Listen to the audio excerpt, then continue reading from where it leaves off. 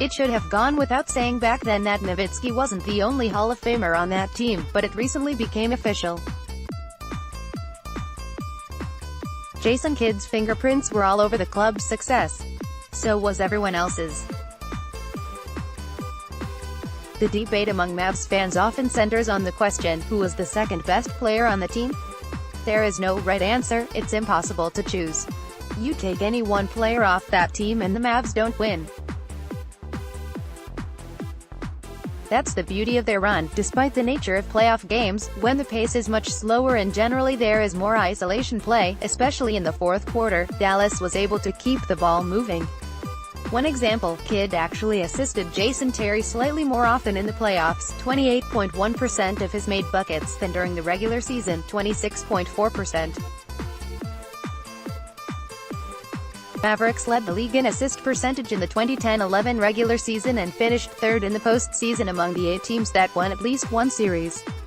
Kidd quarterbacked an offense that handed out 20 assists in 10 of its 21 games, including 2 games of 30 dimes.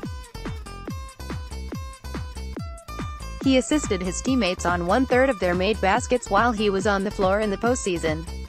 In general, we look back on those Mavericks as an ISO-heavy team that revolved around Nowitzki. There was plenty of ISOing and posting up, as is always the case in the playoffs, but Dallas actually shot spot-up jumpers on a higher percentage of possessions than any other team that postseason. Even when the Mavs ISO'd, it was with passing in mind. The point guard position has changed in recent years. With more teams relying on spread pick and roll to generate offense, point guards must now be a scoring threat first, or else the offense is compromised. Kidd was a never-a-shoot-first player, instead relying on other initiators to create dribble penetration while spotting up on the arc and making the occasional extra pass. That isn't to say he wasn't a scoring threat. However, he made more threes, 43, than anyone else in the 2011 playoffs, including his teammate Terry. Kidd's reluctance to create for himself, often choosing instead to get the ball out of his hands as soon as possible, was a key to what made Dallas such a good passing team. The earlier in the shot clock Nowitzki or Terry could touch the ball, or, better yet, both of them, the sooner the Mavericks could dismantle their opponent. And by making the opposition cover so much ground, Dallas was simply able to wear the other team out. The Mavs scored 111.4 points per 100 possessions in the fourth quarter during the 2010-11 regular season, second best in the league, and they flaunted a league-best 53.6 effective field goal percentage in the fourth. A typical Dallas possession during that playoff run consisted of at least 3 or 4 passes, often more. If nothing was open early, Nowitzki would finish the possession late. That level of ball movement doesn't happen under a point guard who needs it in his hands to make plays. Dallas could beat people inside to outside, high to low, and side to side, and oftentimes in combinations. The Mavericks scored 0.970 points per possession in the half-court during the 2011 playoffs, which led the league, and it wasn't even close. Second place was Boston, at 0.919. In playoff fourth quarters, their offense scored a blistering 115.0 points per 100 possessions, while the defense allowed just 104.7. Shawn Marion gets a ton of credit for defending go-to players throughout that run, and we'll get to him later, of course, but Kidd spent an extraordinary amount of time defending those same players. He checked Kobe Bryant for much of their 4-game series, taking over for Marion when he defended Lamar Odom or even Pau Gasol.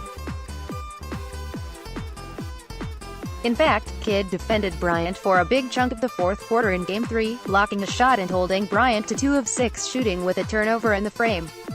Kidd also defended Kevin Durant in the Western Conference Finals while Marion spent time on James Harden and Russell Westbrook, and he had the tall task of guarding Dwayne Wade in the finals.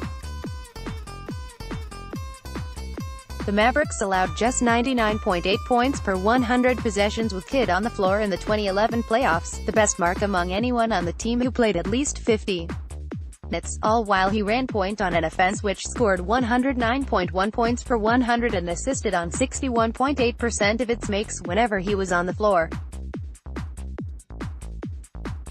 Kid's biggest contribution of them all was his intelligence.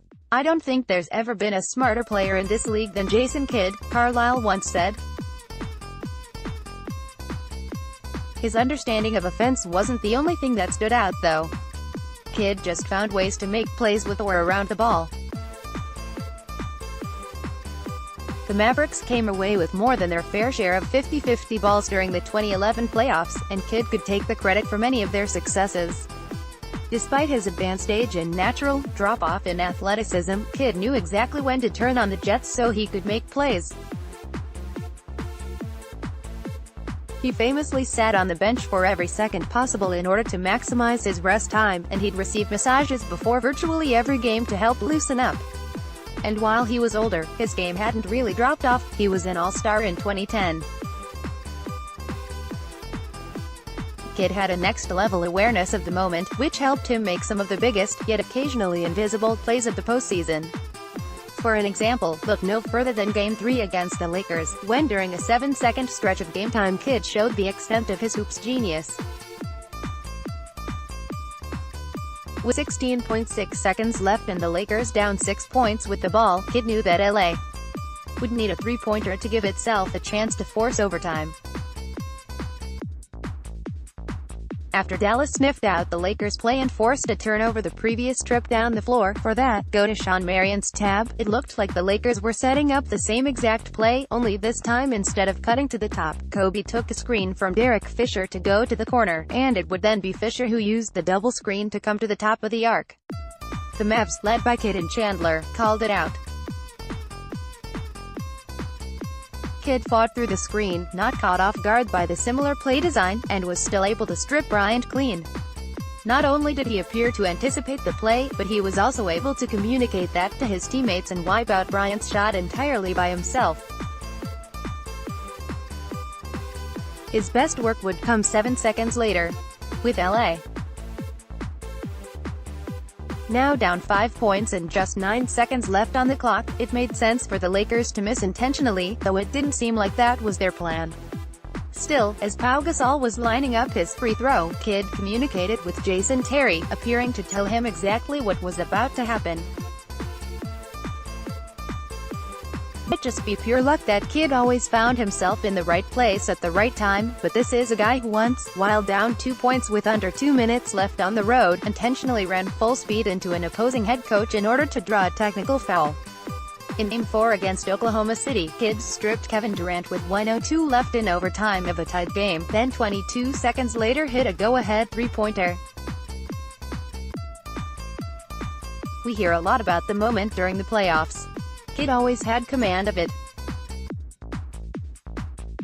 You can replace individual qualities like shooting, passing, and defense, but it's hard to find someone who can do all three, and it's even more impossible to find someone who's also got a supreme understanding of the game.